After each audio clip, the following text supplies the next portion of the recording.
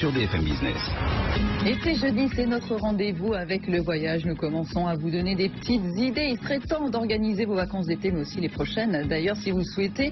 Et vu la multiplication des foodistas, des épicuriens, de ces personnes qui reviennent de vacances, les produits chargent les mains et les paniers remplis de produits locaux, on s'est dit qu'il y avait quelque chose à voir et à chercher du côté des séjours gastronomiques. Et nous ne sommes pas les seuls, d'ailleurs, parce que vous allez voir que les propositions se multiplient. Nous sommes en compagnie d'Hélène Pouvel. Bonjour. Bonjour. Directrice de production pour Food Voyage, la nouvelle offre de Jet Tour. Xavier Lopez, bonjour. Bonjour. Fondateur de Bike Basque, qui se passe bien sûr au Pays Basque, à vélo, mais pas seulement, vous allez le voir dans un instant. Charles Salomon, bonjour. Bonjour. Vous êtes le président et cofondateur de Side Trip, qui vient de se lancer là aussi et qui propose de rencontrer des producteurs locaux. On va revenir sur ça dans un instant. Et puis nous sommes en ligne avec Cathy Couillot, bonjour. Chargée de formation amateur à l'Institut Paul Bocuse. L'Institut Paul Bocuse qui propose également de partager ses savoir-faire autour de la gastronomie et de véritables séjours gastronomiques. Jet Tour, j'ai envie de commencer par vous parce qu'effectivement vous êtes un tour opérateur français historique parmi les grands noms du tour operating et vous vous êtes dit, Hélène Pouvel, qu'il y avait sans doute quelque chose à faire du côté de la gastronomie. Qu'est-ce qui vous a mis la puce à l'oreille? Eh bien, c'est un petit peu ce constat que quand on rentre de vacances, quand on rentre de voyage, moi-même d'ailleurs, quand je rentre de vacances, j'ai des souvenirs de paysages, de rencontres, etc. Mais souvent, je me dis, là j'ai mangé quelque chose d'extraordinaire, j'ai fait une dégustation, j'ai été dans un petit restaurant, donc on s'est vraiment dit tous avec notre service marketing qu'on pouvait rebondir sur ce goût du voyage, non seulement culturel mais aussi gastronomique. Donc on a eu cette idée de créer du voyage gastronomique, mais on voulait un petit peu changer les codes et s'inspirer un petit peu du monde de la mode qui crée des collections capsules, faire quelque chose éphémère pour le rendre encore plus appétissant à nos clients. Donc on a créé cette collection capsule qui s'appelle Food Voyage avec un petit jeu de mots, fou de voyage, et qui a été lancé cette année. Donc ce sont 3 séjours. 3 séjours, enfin 3 circuits en fait. 3 circuits dans 3 destinations. 3 destinations, Colombie, Israël et Italie. Et en fait l'idée, ça n'a pas simplement été de dire on va faire voyager nos clients et les faire manger, mais ça a été de co-construire ces itinéraires et ces voyages en collaboration avec des chefs. Et là aussi, on a essayé de surfer un peu sur une tendance qui était toute cette tendance à la télévision où les top chefs, enfin vous les connaissez bien mieux que moi, les chefs stars. Et donc nous avons rencontré 3 chefs qui nous ont plu parce qu'ils véhiculaient des images, enfin des images assez fortes de convivialité, d'amour de leur métier. Et en plus, le petit plus qui nous a vraiment plu, c'est que c'était des étrangers arrivés en France et qui avaient commencé leur carrière en France. Donc Yoni Saada qui est israélien, Juan Arbaleas qui est colombien et Denis Imbrosi qui est italien. Et donc ils nous accompagnent pas Si, bien sûr. Ils sont de tous les Voilà, c'est une co-construction, c'est-à-dire que vraiment j'ai fait le circuit avec eux. Ils ont choisi les hôtels, les restaurants et en plus, la petite cerise sur le gâteau, ils accompagnent nos petits groupes de clients, donc 3 départs. Chaque chef représente son pays et fait vivre son pays à travers la gastronomie, mais à travers leur histoire. Ça dure une semaine? Alors, ça dépend des destinations. Sur l'Italie et sur Israël, oui. Et un petit peu plus longtemps sur la Colombie, 9 jours, qui est un petit peu plus loin. On prend combien de kilos par semaine? Vous savez pas encore? Oui, je ne sais pas, moi j'en ai déjà pris beaucoup en co-construisant avec eux parce qu'on l'a fait souvent dans leur restaurant. Donc voilà. Mais pourquoi vous avez choisi l'Italie? On se dit, oui, deuxième après la France, bien sûr, deuxième terre de la gastronomie. Israël et la Colombie, c'est davantage inattendu. On aurait pu penser à l'Espagne, par exemple, grande terre de la gastronomie voisine. On aurait pu penser au terrain du Nord. On sait que les chefs, que la gastronomie nordique a fait beaucoup parler d'elle. Pourquoi la Colombie et Israël? Alors, déjà, l'Amérique latine est en train d'exploser au niveau gastronomique. On entend de plus en plus parler des chefs péruviens. Et beaucoup de Pérou, oui. Beaucoup de Péruviens. Lima est devenu the place to be pour les gastronomes. Et donc, il y a toute une culture gastronomique qui se développe en Amérique latine qui nous a paru intéressante. En plus, c'est un pays qui est en train vraiment de surgir dans le monde du voyage. C'est très attirant. Nous, on est toujours à la recherche de nouvelles destinations pour créer le buzz. Et donc, ça nous a semblé bien de mêler en même temps cette découverte d'un pays peu connu et souvent avec beaucoup d'images un peu négatives et l'image de Juan qui est vraiment un garçon sympathique, plein de vie, avec une histoire très... C'est quoi la spécialité de la Colombie? Alors c'est le ceviche évidemment. Donc beaucoup de poissons marinés et aussi d'ailleurs pendant le circuit il nous fait un plat, c'est le café, le café colombien qu'on connaît tous, et pendant le circuit dans une région qui s'appelle Armenia il nous fait un dîner entièrement à base de café de l'entrée jusqu'au dessert et plat principal. Une véritable découverte gastronomique. Vous le disiez, en plus de la découverte d'un pays, c'est ça qui est intéressant. On poursuit notre petite balade, on va se rapprocher un petit peu avec vous, Xavier Lopez. Bike basque, au début, enfin au début, je ne sais pas qu'est-ce qui est le premier chez vous, c'est la gourmandise ou c'est le cyclisme? Pour moi, personnellement, c'était plutôt le cyclisme. C'est ça, hein, vous avez été professionnel? J'ai pas été professionnel, j'étais simplement amateur. Mais le Pays Basque, c'est une des régions les plus étoilées Michelin au monde. Donc naturellement, je me suis orienté un petit peu vers la gastronomie. Et votre idée, c'est d'allier les deux. Vous êtes dit. Et donc, mon idée, c'est des séjours à vélo, quand même des vrais, parce que c'est quoi? C'est plus de 60 km par jour? Voilà, c'est en moyenne 60 km, on va dire. Ça va de 40 jusqu'à 80 km. Donc on s'adapte à tous les niveaux bien sûr et donc on s'est dit quel était le meilleur moyen pour brûler toutes ces bonnes calories que de faire du vélo le lendemain après avoir mangé dans un restaurant étoilé Michelin excellent. C'est souvent des repas qui durent 2 heures, 2 heures et demie, donc qui sont assez consistants on va dire et voilà, donc ces restaurants-là dans le Pays Basque sont souvent dans les top 10, top 15 des meilleurs restaurants du monde. Donc il y a notamment Azurmendi qui a été élu meilleur restaurant d'Europe en 2015, Arzac à Saint-Sébastien, Mugaritz. Comment ils vous ont accueilli? Parce que pour construire tout ça, vous ce que vous proposez c'est les séjours complets, hein, bien sûr. C'est la balade plus l'arrêt au restaurant. Comment ils vous ont accueilli les restaurateurs quand vous dites moi je vais débarquer avec je sais pas 4, 5, peut-être 10 cyclistes? Plutôt bien parce que quand on est un groupe quand on leur amène un groupe d'une dizaine de personnes, on est forcément bien accueillis. Après les restaurants ne sont pas forcément inclus. Nous, on dit aux clients qu'ils peuvent manger dans tel restaurant-là. On s'arrête pas loin de ces restaurants-là. Donc, on a des hôtels partenaires qui sont à environ un quart d'heure de ces restaurants et on les conseille. C'est-à-dire qu'on n'est pas obligé de manger gastro 5 soirs de suite? On n'est pas obligé de manger gastro 5 soirs de suite. On l'a déjà fait. C'est quand même un petit peu lourd et donc ce qui peut être une idée de formule, c'est de manger gastro le premier soir, le dernier soir également, et puis entre-temps, se faire simplement des restaurants un peu plus typiques, locaux et un peu plus légers, bien sûr. Alors ça, c'est pour le Pays Basque. Pour le Pays Basque. Mais vous faites pas seulement, parce que la gastronomie, elle est quand même un peu partout en France. Donc vous êtes monté, Bourgogne, Beaujolais. D'ailleurs, le prochain voyage, c'est plutôt par là? Le prochain voyage, voilà, on part de Dijon et on arrive jusqu'à Lyon. Donc il va se passer dans une semaine d'ailleurs.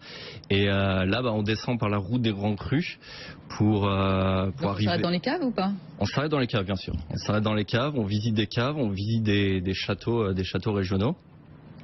Et donc là aussi, on va dîner dans, par exemple, le restaurant Paul Bocuse. Je sais que vous avez quelqu'un de l'Institut Paul Bocuse, la Meuloise ou Georges Blanc.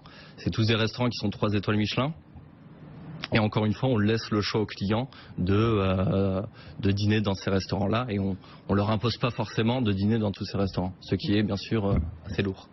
Oui, mais ce qui peut être aussi très éminemment sympathique. Alors justement, Cathy Couillot, vous êtes en ligne avec nous, chargée de formation amateur à l'Institut Paul Bocuse. L'Institut Paul Bocuse, c'est bien sûr un grand centre de formation né en 1990 qui propose des diplômes hautement reconnus. Et vous avez dit, on va ouvrir un petit peu tout ça justement et vous proposez depuis peu Art de vivre by Institut Paul Bocuse. Qu'est-ce que ça signifie? Exactement. Alors nous proposons cette année en exclusivité des escapades gastronomiques, donc des séjours autour de 3 grandes thématiques que sont la cuisine, la pâtisserie et la sommellerie. Donc nous avons décidé d'ouvrir un peu plus les portes de l'Institut Paul Bocuse à un public d'amateurs passionnés, d'épicuriens, comme vous le disiez tout à l'heure, des personnes qui sont en quête d'expériences singulières et uniques et qui vont venir à l'Institut toucher de près l'excellence de l'art de recevoir à la française, au contact des chefs étoilés de l'Institut Paul Bocuse, mais à travers également la découverte de notre belle région Rhône-Alpes et puis de la ville de Lyon qui est, je le rappelle, capitale mondiale de la gastronomie inscrite au patrimoine de l'UNESCO. Voilà. C'est-à-dire qu'il y a des petites escapades de prévues une fois qu'on s'est installé à côté de chez vous? Exactement, exactement. En fait, ces escapades sont un savoureux mélange d'ateliers pratiques donc au sein de l'Institut Paul Bocuse, des ateliers de cuisine, de pâtisserie, de sommellerie, orchestrés par les chefs et les experts étoilés de notre institut, mais également des moments privilégiés d'échange auprès de producteurs locaux. Donc effectivement, il y a des visites de prévues dans le cadre de ces différents programmes, des moments privilégiés d'échange avec les acteurs majeurs de l'univers culinaire qui font la richesse de notre région. On peut rappeler les prochaines dates? C'est ouvert tout l'été? Non, j'imagine que c'est des moments particuliers. Effectivement, alors c'est ouvert sur la période estivale. Ce sont des programmes que l'on propose de juin à août, déclinés en 6 langues différentes. Donc on s'adresse vraiment à un public international, un public que l'on connaît bien à l'Institut Paul Bocuse de par la multiculturalité de nos étudiants. On a 37 nationalités qui sont représentées à l'Institut.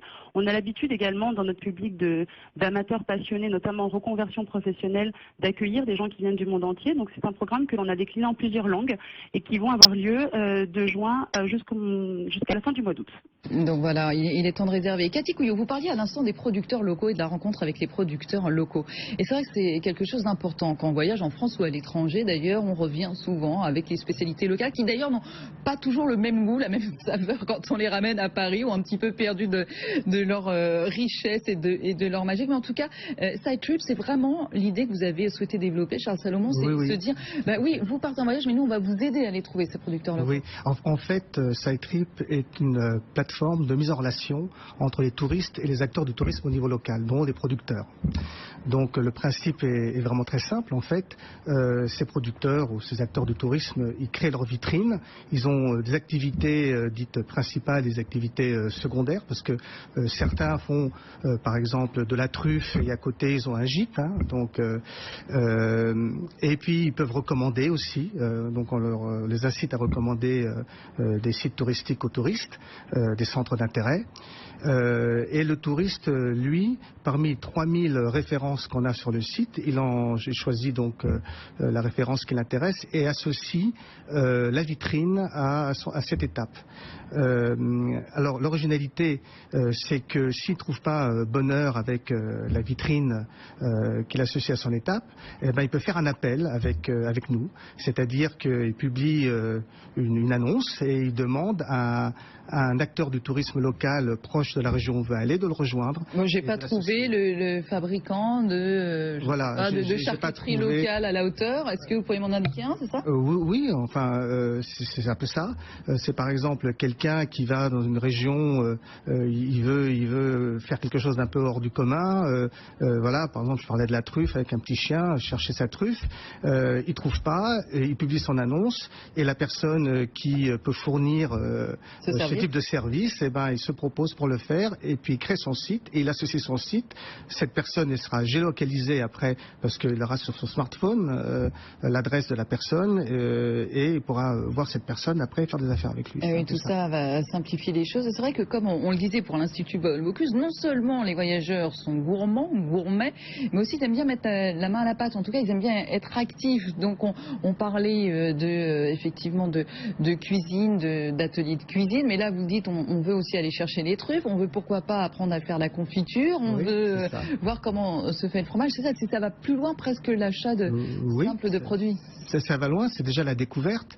Il y a une femme, par exemple, cultivatrice de safran, qui offre donc aux touristes la visite de son exploitation, mais elle fait également goûter aux touristes toutes sortes de spécialités à base de safran, des spécialités sucrées, des gâteaux, et c'est aussi ça, le tourisme authentique, c'est la véritable découverte de quelque chose de nouveau. Et ça, donc, à travers SideTrip, on essaye de fournir ce service. Donc pour l'instant, c'est uniquement sur la France? C'est uniquement sur la France. Alors évidemment, on ambitionne de le faire après sur l'Italie, l'Espagne. Il y a déjà beaucoup de choses à faire en France. Justement, on a besoin de financement pour ça. Donc nous avons lancé une vaste campagne de crowdfunding. Mais nous cherchons également à nous développer. Et s'il y a des investisseurs qui s'intéressent... voilà, c'est le moment de passer le message sur BFM Business. Parce qu'effectivement, vous venez tout juste de vous lancer. Même si les producteurs paient un petit peu forcément pour être présent sur le site. Mais voilà, le business model, c'est une somme très modique. Voilà, mais il faut bien qu'il y ait un business model à un moment donné. Justement, chez Jet Tour, Hélène Pouvel, avec Food Voyage, est-ce qu'il est prévu à un moment donné, dans les séjours dont vous nous parliez tout à l'heure, que les voyageurs mettent la main à la pâte? Tout à fait, justement, j'allais rebondir. En fait, par exemple, sur l'Italie, avec Denis Ambrosi, les clients qui deviennent presque des amis, ils vont tous ensemble aller faire le marché au Rialto. Et après, donc Denis va leur indiquer les ingrédients, etc. Et on les ramène dans un restaurant et ils préparent avec Denis leur propre repas. Avec Juan et d'ailleurs avec Yoni, ils vont aller faire, alors on a surnommé ça d'une manière un peu rigolote le marathon gastronomique. Donc ils vont aller dans des petites échoppes parce que le but n'est pas de leur faire aussi découvrir de la grande cuisine. C'est un mélange de cuisine traditionnelle, de petits, ce qu'on appelle chez nous les petits boui-boui où on peut déguster des petites choses. Donc c'est pas un circuit gastronomique dans les plus beaux restaurants d'un pays, c'est aussi comment mangent et comment dégustent les personnes au quotidien dans le pays. Donc avec Yoni, ils sont dans le marché bio de Tel Aviv et là aussi ils vont déguster et ils vont choisir eux-mêmes ce qu'ils peuvent déguster. Donc il y a vraiment une participation active et également dans le circuit, dans les 3 circuits qu'on a préparés, il y a un 4 mains, donc avec un chef local, un ami en général de ses accompagnants. Et devant les clients, ils vont également faire et expliquer tous leurs petits trucs pour ces plats qu'ils nous préparent. Une toute dernière question très rapidement, ça commence à bien se remplir là pour cet été Food Voyage. Ça va être reconduit, vous savez déjà ou pas? C'est mystère. Non, mais c'est sûr qu'on va reconduire une collection capsule. Maintenant, on est en train de travailler dessus. Voilà. Très bien, parfait. On le disait, le prochain départ, Xavier Lopez, c'est pour le Beaujolais. Là, donc ça, c'est on part le 18. Ça, c'est complet. Sinon, ça, c'est complet. Pour cet été, Cet été, pour l'année 2016, c'est aussi assez complet jusqu'à fin septembre.